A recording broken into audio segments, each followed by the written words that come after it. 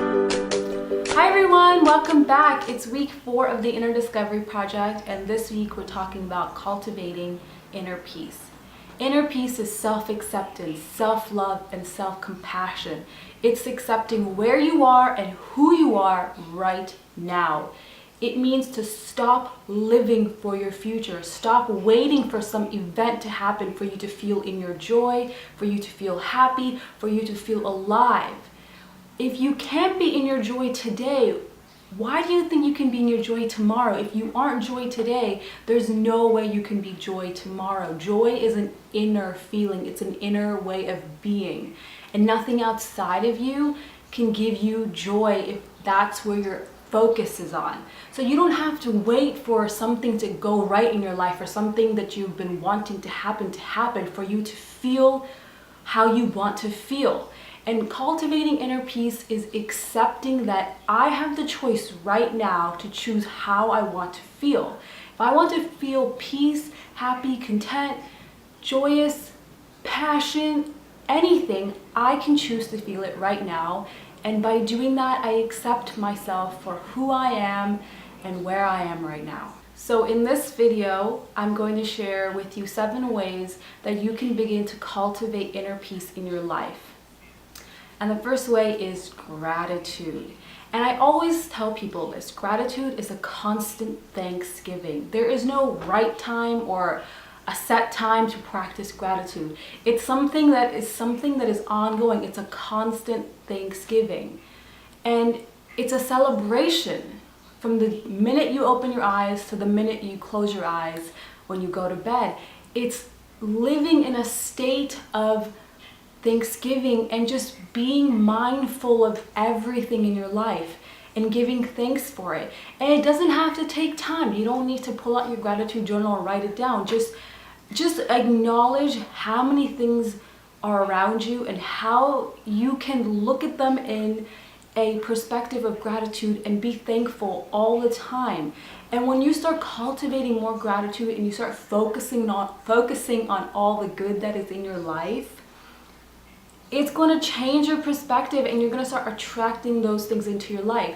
And the reason I say gratitude is so important in cultivating inner peace is because it kind of gives you something to hold on to. It kind of is quick validation that, oh my gosh, my life is really good. What am I really worried about?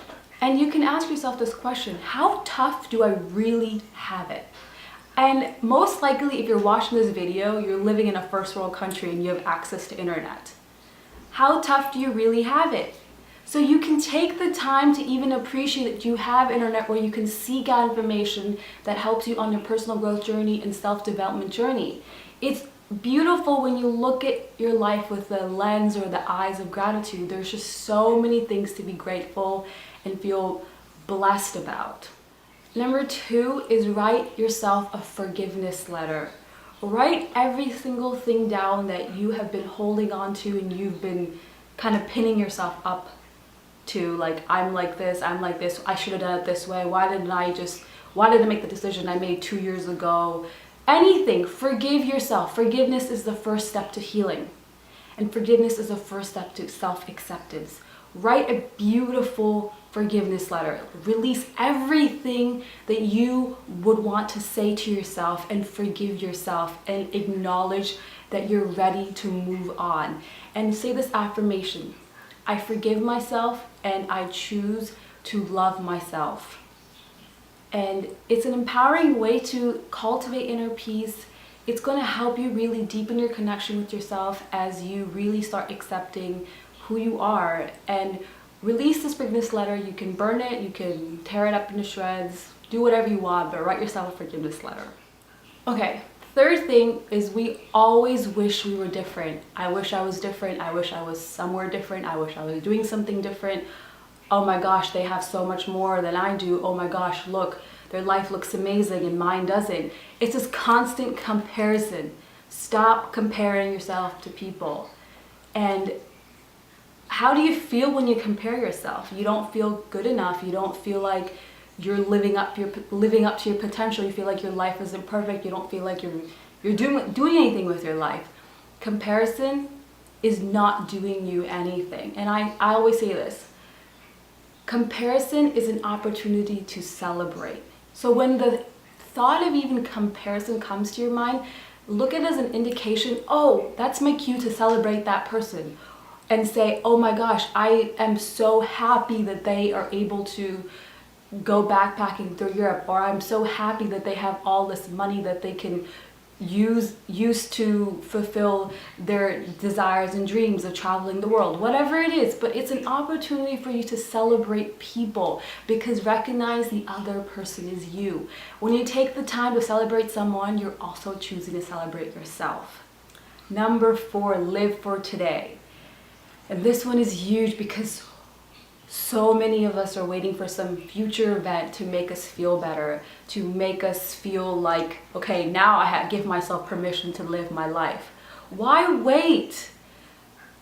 You can live your life today. You can choose to be whoever you want today. You can do whatever you want today. You don't have to wait. What is waiting gonna do for you? It's just, I don't even know. It's not helping you. When we're waiting for something to happen for us so we can give ourselves permission to be something, to be someone, to live the life we intend to live, it's just the current time is just, we feel like it's like a waste. We're just waiting, okay, let these years or 2 years go by and then I can live my life. Live for today. And it's so simple. And the way you can start living for today is asking yourself every morning when you wake up, how do I intend to feel? What do I intend to do?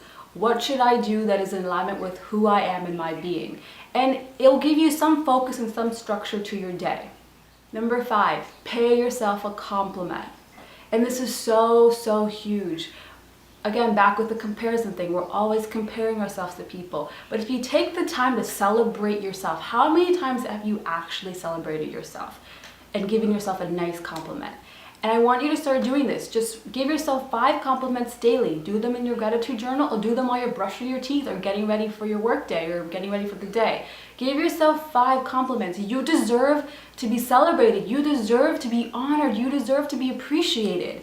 And the more we compliment and celebrate ourselves, the more inner peace we will feel. And the more okay we will feel with being ourselves and being in our body and being who we are. Number 6, take a step and do something. If there is something you've been putting off that you know you need to do, like paying a credit card bill or going to yoga class or getting back into meditation, take the step and do it. Commit yourself to do it. And I always say this, easy is whatever you want it to be. So take that action step and do it. And for me, this week is getting my butt to yoga class. So I'll keep you updated, and that's what I'm going to be doing, because I know it makes me feel centered. It makes me feel really good, and that's my whole initiative, is to feel good. So take a step and release yourself from that chain of procrastination. Take a step and live for today. And number 7, journaling. I cannot stress how important it is to journal, and just taking your thoughts from your head and putting them onto paper.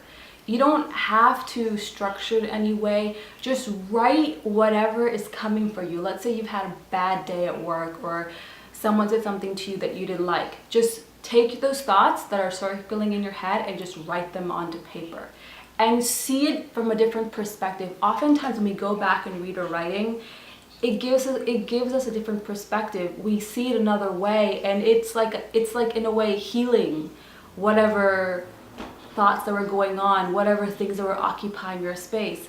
And journaling is so important in releasing the pain, the suffering, the struggle we cause ourselves in our day-to-day lives, purely based on how we're thinking and our perceptions and our perspective and our judgments about the world and everything. So when you take the time to journal, you're just taking the time to empty your thoughts. That's it. Just empty them, reread them, and move on.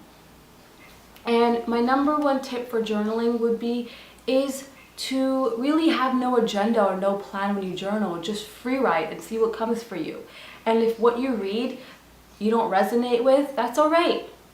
That doesn't mean you should stop. Continue journaling, and it's gonna help you get clear on your thinking, what your thought patterns on, how you're thinking, and most of all, how you really see yourself. It's like when you're reading your writing, when you journal, you're really understanding the writing you have read of the person who's written it, how they are visioning themselves, how do they look at themselves. And then you can choose to think of yourself differently, and you can choose to be differently. Your journaling is a great way for you to get insight into the thought patterns and the beliefs you have about yourself. And then when you know that, you can begin to change that and cultivate more inner peace. So those are the 7 ways that you can begin to cultivate inner peace today. Share with me in the comments below, what ways do you cultivate inner peace? And thank you so much for watching, and wherever you are in the world, I wish you a beautiful, blessed, and miraculous day. Bye!